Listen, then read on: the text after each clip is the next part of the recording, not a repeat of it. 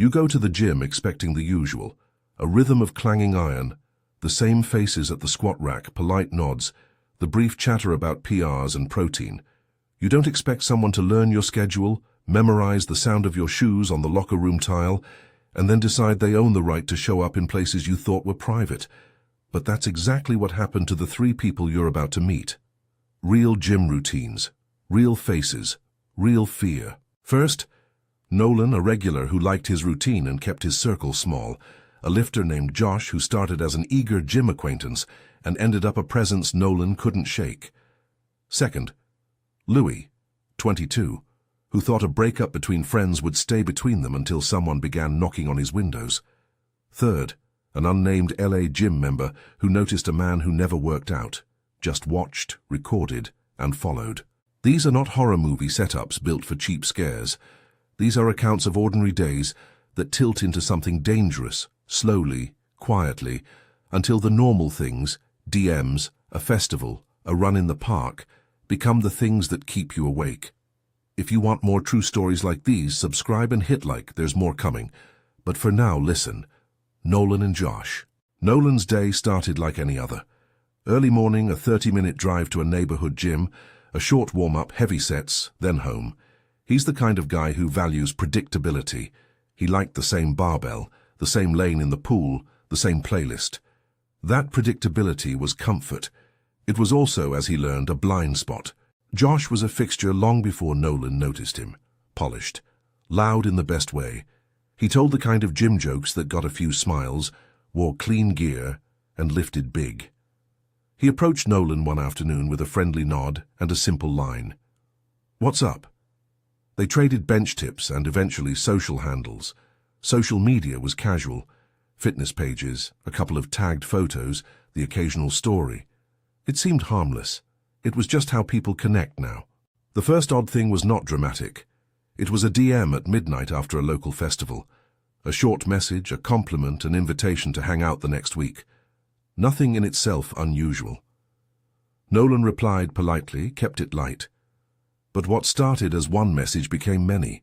DMs moved from friendly notes to something more persistent. Comments on posts appeared that felt too specific, too attentive. He found himself scanning his phone at night, noticing the pattern. He told himself not to engage. He muted the notifications. The messages kept coming. Small red flags are easy to rationalize. People are lonely. People misread friendliness. But then Josh started appearing in places he shouldn't. At a town festival that Nolan thought of as neutral ground. Music, food trucks, kids running with face paint. Josh walked up behind him and laughed loud enough to make Nolan turn. His voice was off, a tone Nolan couldn't place. "Hey man," Josh said, like he owned the moment. There was a joke that landed wrong. The exchange was awkward enough that Nolan felt a flush of something like alarm rather than embarrassment. After that night, Nolan tried to slow things down. He stopped responding to invites. He blocked a few numbers. He hoped that would be the end. Hope is a fragile thing when someone refuses to accept a boundary. A few weeks later, Nolan had a night where he went out with friends. He expected to see the usual faces. He didn't expect a scene. Josh was there, louder than the music, joking aggressively, edging into Nolan's space. It wasn't violence. It was a pressure that makes air thinner. Nolan remembered the feeling of being watched, even when someone was beside him. He left early. He called it for what it was afterward, invasive. Blocking him from social feeds helped for a while. Nolan told his friends what he was doing. Some of them shrugged it off. Others tightened their gaze the way people do when they suddenly realize the world isn't exactly the place they thought it was. Days passed. Then the whisper under the window. It was the kind of late spring night that keeps the blinds slightly open. Airflow, the faint sound of someone else's TV across the alley. Nolan woke to a sound that didn't belong. It was soft at first, a breath of syllables against the pain, a name drawn out. "No-Lan." He listened, heart fretting against his ribs. He told himself it could be a neighbor, an animal on the sill. But the whisper came again, the voice low, almost intimate in a way that made his skin tighten. He went to the window and pulled the blinds down just enough to see a silhouette. The figure retreated into the shadows, like someone who had been planed into the night. Nolan felt a low, sick feeling that moved from his stomach into his throat. He called a friend, voice shaking more than he expected. He told them what happened. He checked his phones, looked for any sign that someone had left a message, a clue. Nothing. Still, the oats of dread were there, tiny, persistent. The next day his tire was slashed. One long knife score across the sidewall. It wasn't an accident, it was specific. Nolan had parked on the street for years without incident. There was no note, no missive, just a clean cut that meant you couldn't drive without the risk of a blowout. For a man who liked routine, the slashed tire was a private message. It said, "We can get to you." Nolan did what the accounts we'll hear do. He documented.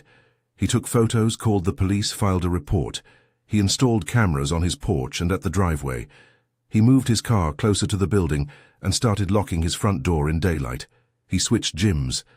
The daily trip he once enjoyed became one he approached like a timed, dangerous ritual. Check the lot, vary your route, sit at a different bench, bring a friend. His everyday habits became an exercise in trying to stay unseen. Emotionally, the fallout was sharp. He said later that his muscle memory had been co-opted by fear. Hands that used to reach for chalk now hesitated by the front door. He spoke of paranoia the way people describe a lingering cold. His sleep shortened. He found himself replaying festivals, dialogues, late-night messages, trying to find the moment this scraped against danger. There's no clasped villainy in the memory, only a pattern of actions that grew louder and louder until they bled into his life. Moving gyms helped. Cameras made him feel watched in the other direction, which oddly restored a sliver of control. But the sense that an ordinary place could become a vector for obsession, this stayed. There are details in that story worth noting. The escalation followed a common arc, a shared smile at the bench, a social media handle exchanged, small persistent messages, unwelcome presence in public spaces, a whisper outside the home, property damage. Each step on its own could be shrugged off. Together they form a map of increasing intrusion. It is tempting when we tell these stories to leap to solutions or assign a villain. But what stands out in Nolan's account is not motive. It's the mechanics. Familiarity breeds presumed intimacy. Social media blurs boundaries. Regular schedules make us predictable. And for someone inclined to escalate, predictability is a roadmap. When Nolan closed that chapter, switching gyms, installing cameras, filing reports, he didn't return to a world where the old comfort existed. A safe habit had been translated into a source of vulnerability. The costs were practical and psychological. He didn't want to be defined by fear, he said, but he had to reorder his life to keep safe. That was one kind of escalation, the obsessive regular who moved from DMing to trespass to property damage. The next story isn't about an acquaintance who wouldn't take a hint. It's about how past relationships can shadow you, about how someone else's heartbreak can become your nightmare. Louis, Colton and Addie. Louis was 22 and liked to lift heavy things. He came from a small-town vibe, where the gym doubled as a social center. People caught up on each other's lives between sets. He and Colton were friends who trained together. Colton had an ex named Addie, who still showed up in the same orbit. Breakups in small communities are smaller wounds. They radiate to a few mutual friends and then settle. This one didn't settle. The first thing Louis noticed was the way Addie lingered. Not the casual spotting you see when someone is new to a gym and watching routines. Her gaze felt anchored in a way that made people shift uncomfortably. She wasn't working out the way other people did. She was there, watching the way people moved, the way they laughed, hovering in the locker area longer than necessary. Once, Louis saw her near the row of lockers after hours, face turned toward the hallway like someone waiting for a cue. After a breakup, that could be grief. After repeated lurking, it starts to look like a tension that refuses to let go. Small towns have fewer anonymous spaces. Everyone knows someone who knows someone.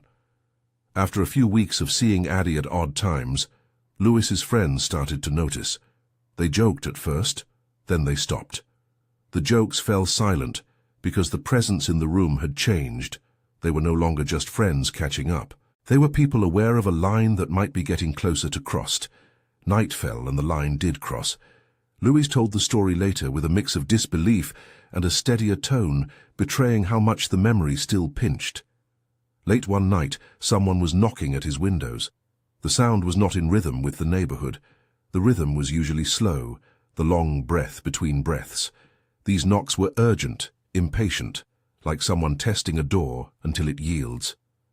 He looked through the blinds and saw the shadow of a figure moving more than once in the moonlight, and then laughter, high and brittle, carried over the lawn. He called out, told them to go away. The knocking didn't stop. Then came texts from an unknown number, a photo, a knife in the center of the frame. The message read as a threat without quotation marks, simple and immediate. Louis called the police.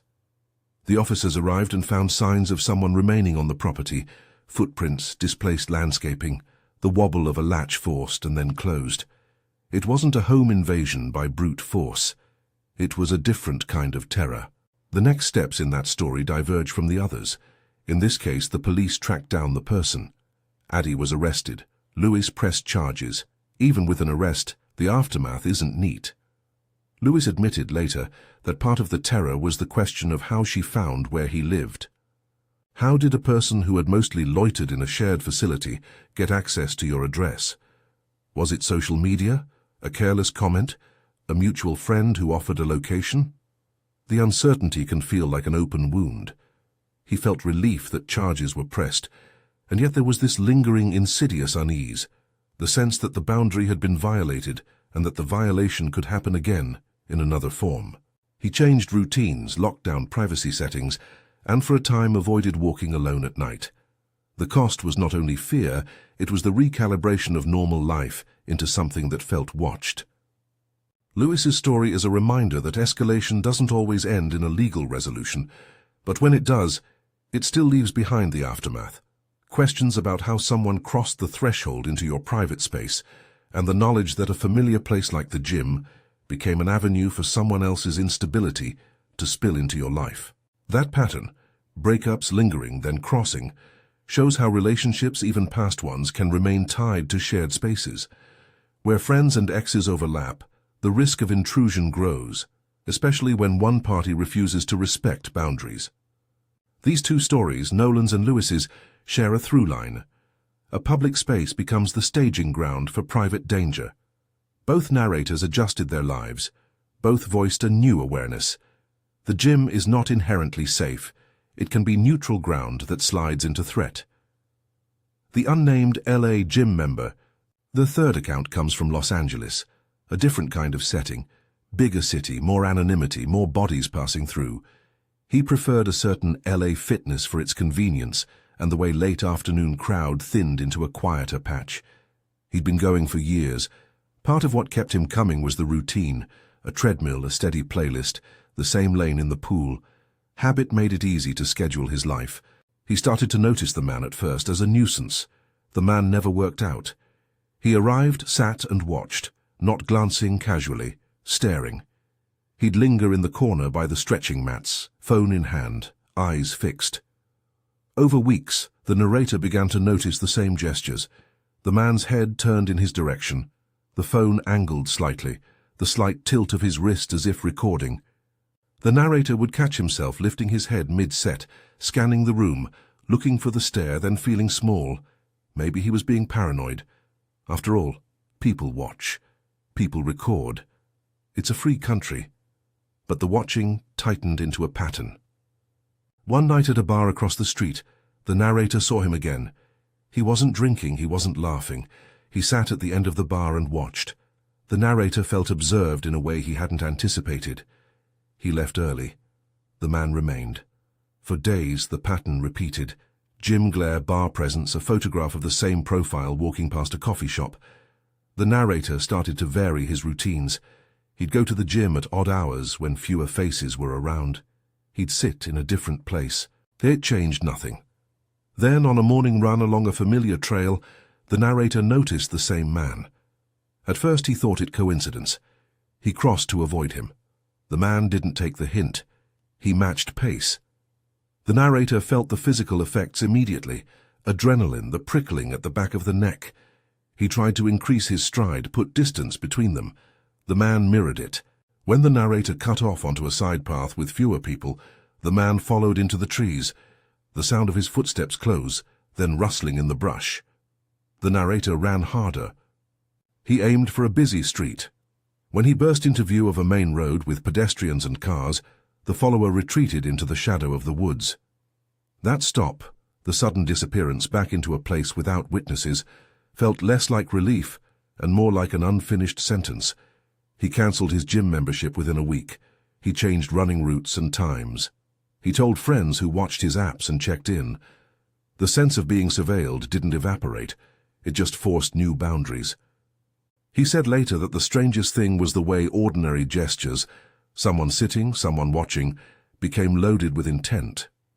The gym, once a neutral space, had been repurposed in his mind into something risk-ranked. What had been a place to decompress had become a reminder to stay alert. He installed privacy steps around social media. He avoided the bar, and yet the small unanswerable question remained. Had he been targeted because of something he did, or simply because he was visible in a predictable pattern? Midway through these three accounts, a pattern becomes obvious. Familiarity begets attention. Attention can become fixation. Fixation can turn into actions that invade your life both physically and virtually. But there are differences worth noting. In Nolan's case, the escalation included property damage. In Lewis's, an arrest followed violent threats. In the LA runner's tale, the follower retreated before anything irreversible happened. These are three variations on a theme that share the same damaging core: the expansion of someone else's presence into your private life. When you map the steps, the early warnings are often the same. Excessive messages, lingering in shared spaces, unwelcome comments, presence in places you once thought were incidental. Each narrator described a moment when the atmosphere shifted, when the casual neighborly interactions tilted toward invasion.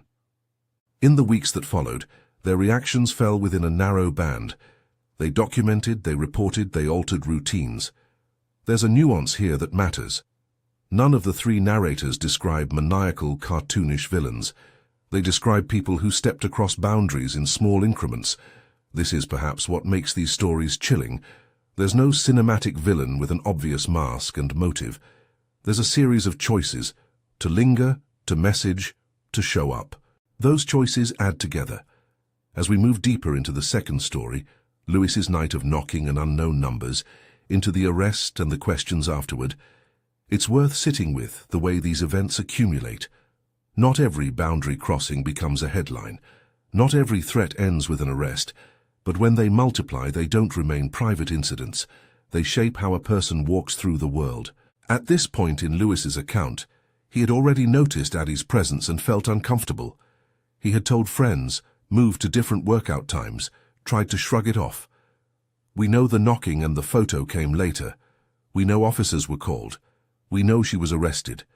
But what led to that moment, the precise nights, the texts, the pattern of behavior that escalated, deserves slow consideration because it reveals how warning signs can be missed or normalized. A stare in the locker room can be dismissed as social awkwardness. A late-night DM can be rationalized as heartbreak projected onto you. The trouble begins when those small things become consistent. Pause then on the mechanics of the escalation. Someone lingers in a shared space. They learn the cadence of your day. They send messages that feel like attention and not care. They escalate to physically appearing at your residence. That's where legal lines often come into play: trespass, harassment, threats. But there's also the psychological cost, the erasure of the safe container you once had. Each story shows a person taking concrete steps as a response: calling police, filing reports, installing cameras, changing gyms. These actions are not presented as tactics everyone must adopt, but as what these narrators did to reclaim some agency. And yet, the stories don't end cleanly here. For some, like Lewis, there's the intervention of law enforcement and an arrest. For others, like Nolan and the LA narrator, the presence withdrew or the escalation stopped before worst-case outcomes. But the damage, the recalibration of what used to feel ordinary, remains. We could keep threading this comparison, tracing the lines until every action and reaction were catalogued, but that would be to flatten the lived experience into a checklist. Instead, notice the small human parts of each account. Nolan's morning playlist, now an alarm. Lewis's disbelief, then a call to the police. The LA narrator's sudden sprint toward lights and witnesses. It's in those human details, heartbeat, breath, the sound of a knock, that the horror feels closest and most real. Before we move on to the rest of Louis' story, and into what those arrests and aftermaths looked and felt like in detail, take a moment to consider how many people share these rhythms. How many of us go through the same small-town gym motions, the city commute to fitness centers, the late-night scroll on our phones? And among those routines, how many invisible lines have we already seeded without thinking? Understanding these stories isn't an argument to never go to the gym. It's an invitation to notice the little things early. To document, yes, but also to remain empathetic to oneself when the ordinary becomes threatening. We are only halfway through the second account, and the night of knocking is still somehow both a single terrifying event and part of a larger sequence. Lewis's arrest of Addie resolves one immediate threat, but the questions that surround how she found him, how she turned the gym into a portal to his home, remain. Those are threads that pull back into community patterns, into social media habits, and into how people share information, sometimes inadvertently, that can become a map for someone else's escalation. When we come back, we'll look more closely at the arrest's aftermath, what it meant for Louis legally and emotionally, and how the friends around him reacted.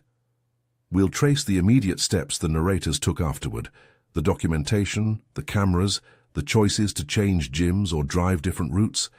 We'll compare those concrete responses and what they tell us about living with the memory of intrusion. For now, listen to the way the ordinary becomes the instrument of fear. Notice the neatness of daily lives that those actions interrupted. The rest of these accounts will unpack what those interruptions cost and how people tried to stitch themselves back together. Stay with the pattern, familiarity, attention, escalation. And remember that these are real people, telling real things that happened to them. The next part of Louis' story is where the legal system edges in, and the consequences, both restorative and incomplete, start to appear. The officers who came that night moved with a professional quietness that felt almost foreign against the frantic edges of Louis' memory. They took statements, threaded through the yard, photographed footprints and the misplaced mulch, and asked how long he'd been getting the messages. They looked at the knife photo the way anyone would look at something untethered, a concrete thing that suddenly made a private life public. When they said they'd identified a suspect and would be making an arrest, Louis felt a complicated relief. It wasn't simple joy. It was the relief of someone who had been holding their breath and finally let it out, only to notice how hoarse they sounded. Addie was arrested that night. That fact stitched a temporary safety into the story, the immediate threat removed by the same system that had been called in. Louis pressed charges. His friends rallied in small, ordinary ways. Rides home, couch space, calls that lasted long enough to fill silence. The legal step felt decisive, but the aftermath was messy in the ways the narrators all described. Documentation and police reports do not undo the memory of the knocks or the image of a blade in a text message. They do not immediately close the door on the question of access, how someone finds where you live when you thought that information was private. Louis spoke about that question without speculation about motive. He focused on facts. He changed passwords, removed location tags, unfriended loose connections who might have unknowingly shared details. He told friends to be cautious about what they posted. He stopped walking his dog at night alone for a while. Those were practical adjustments. They were also small admissions that his life would be different now.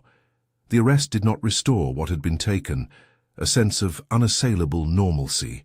It only reduced the immediacy of the threat. What followed for all three narrators was a period of reorganizing the predictable elements of their days. Nolan altered routes and installed cameras. Louis tightened digital boundaries and leaned on community and police. The LA runner canceled his membership, changed running routes, and told friends to watch his tracking app. They each did the concrete things you see in police advisories: document, report, change. But those steps were not presented in the accounts as magic cures. They were instead ways to carve out a margin of control after control had been infringed. There is a particular kind of tiredness that comes after an escalation like this. It is not fatigue of the body alone.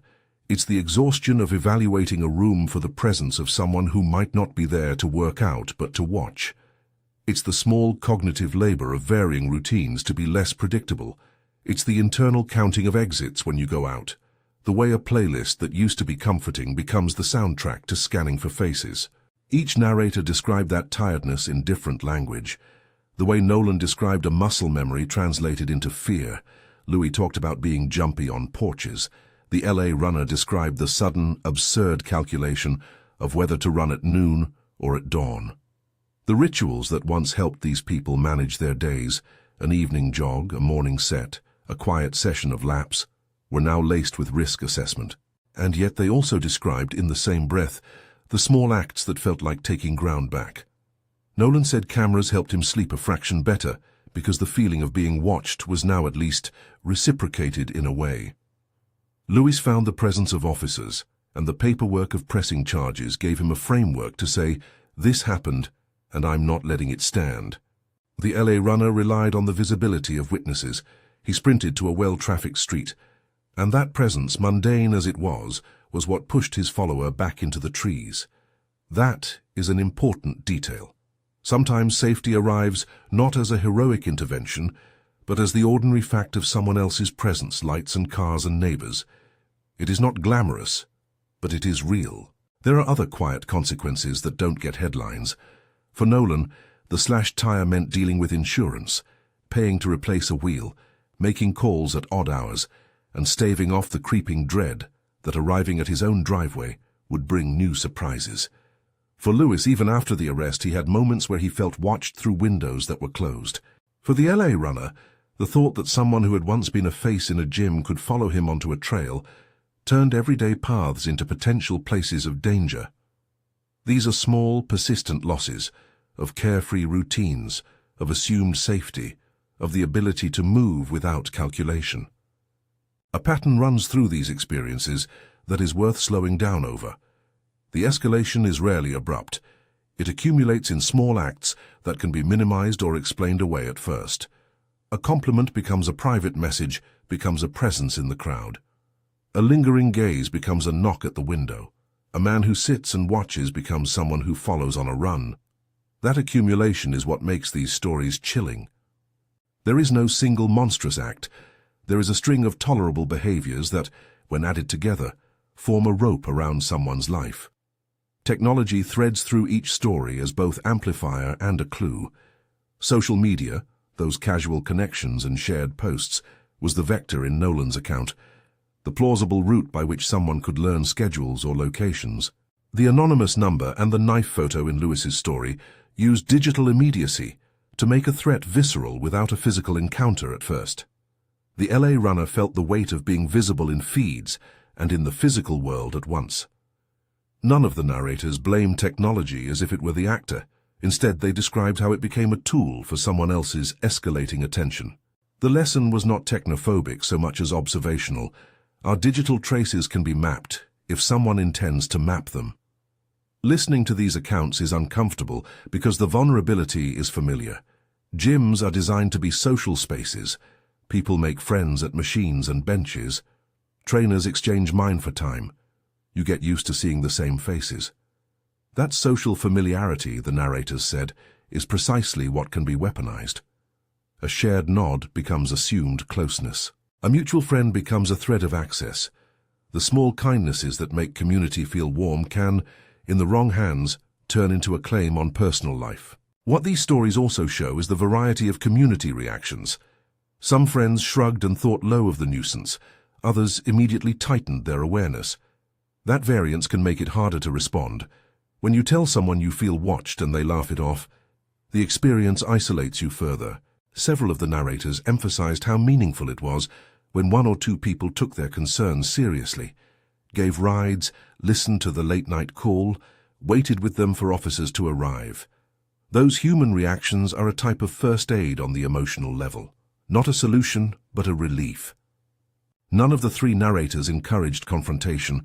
Their actions were defensive and procedural. They documented what happened, They called police when the line was crossed into trespass or threat. They installed cameras and altered routines.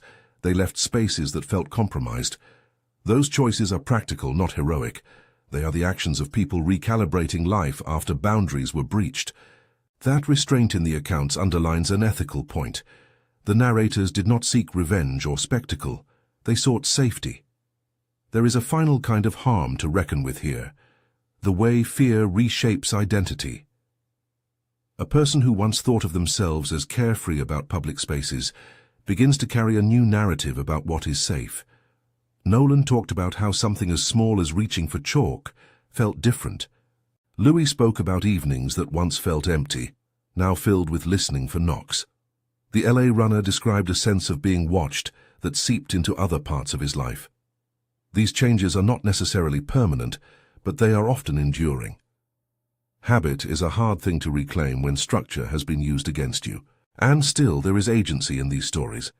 Not because the narrators triumphed over a villain, often they did not, but because they took measured steps to protect themselves after the fact. That agency is visible in the list of actions that reoccur across accounts. Document, report, install, vary, rely on witnesses, lean on friends. Those actions are not universal prescriptions.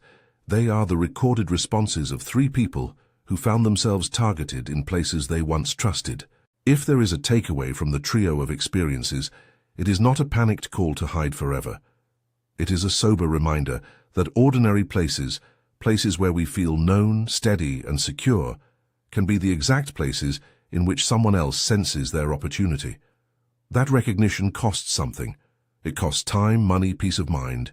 It asks people to fold risk assessment into the rituals that used to be effortless, and it asks communities to take small signs seriously when they are reported, because a lingering glance or a pattern of messages may be the start of something that, left unchecked, becomes dangerous. These stories also highlight how much responsibility falls on the shoulders of the person being targeted. They are the ones who must document, who must make calls, who must reconfigure life to avoid visibility. That is not just unfair, it is exhausting. Part of why these accounts feel chilling is that they reveal a systemic imbalance. The burden of proof and the burden of adaptation often land on the victim's side of the ledger. When a tire is slashed, a person deals with the logistics and the fear. When a knife photo appears, a person must decide whether to contact authorities or risk being dismissed as overreacting. Yet within that difficult place, there is community and there is recourse. Louis had officers who arrested an alleged assailant.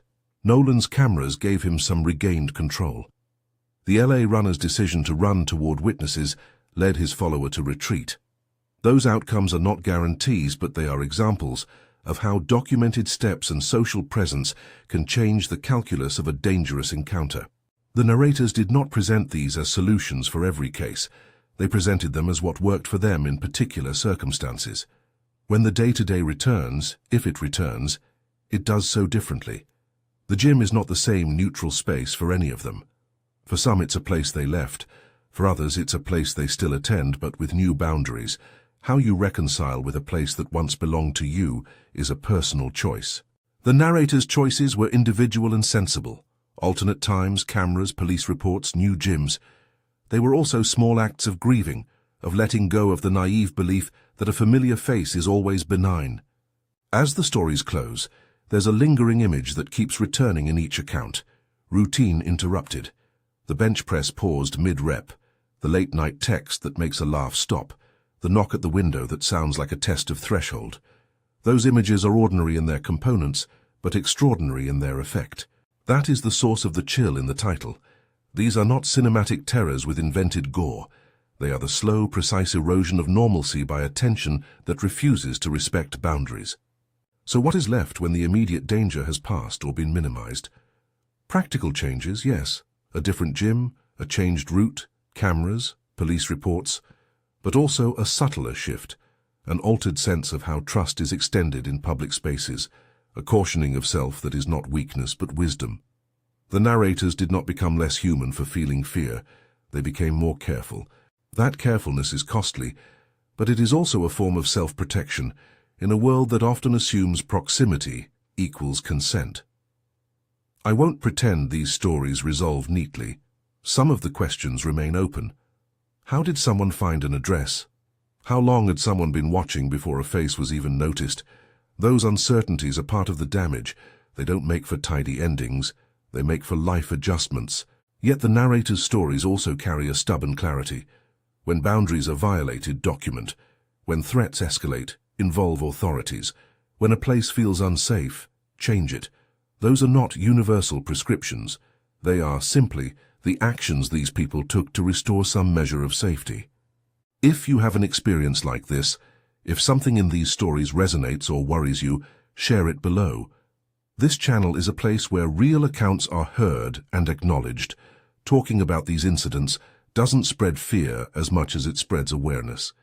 And awareness is one of the tools people use to protect themselves. If this video helped you process something, or made you think twice about ordinary routines, subscribe to hear more real stories and to be part of a community that takes these experiences seriously.